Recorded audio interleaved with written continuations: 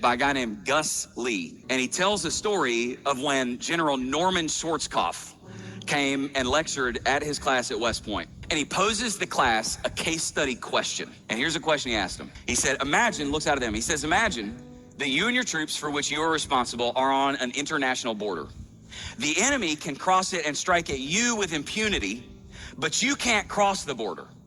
That order comes from the commander-in-chief himself, the president.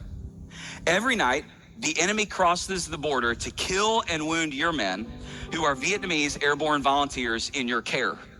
Every night you chase the enemy, but they escape at the border, where you stop as you are ordered. Here's the question. When the enemy hits you again tonight, do you pursue them over the line, or do you follow orders and halt at the border? And then he pauses and he says, questions. And a few guys begin to raise their hand in the class. First guy raises his hand and he says, if we cross it, will we start a new war? He says, no. He says, number two, if we cross it, can we destroy the enemy? He says, yes.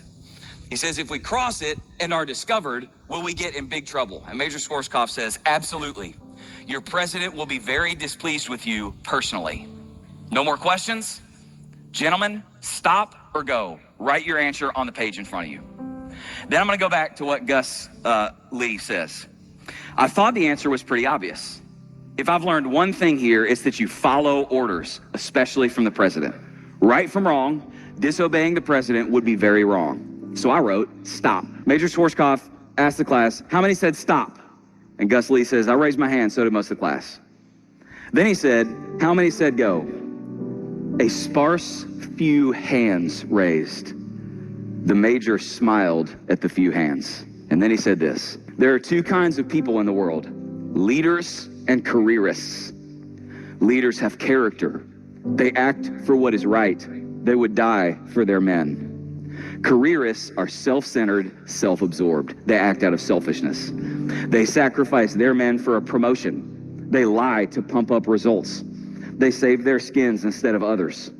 Careerists can't really lead because their men do not trust them and will not willingly follow.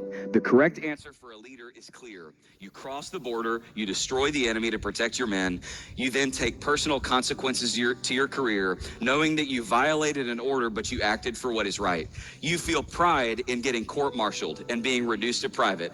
Everyone's a leader or isn't. It's not rank, it's character. Here's my question to you. Are you right now in your life on a self-preservation mission fueled by fear?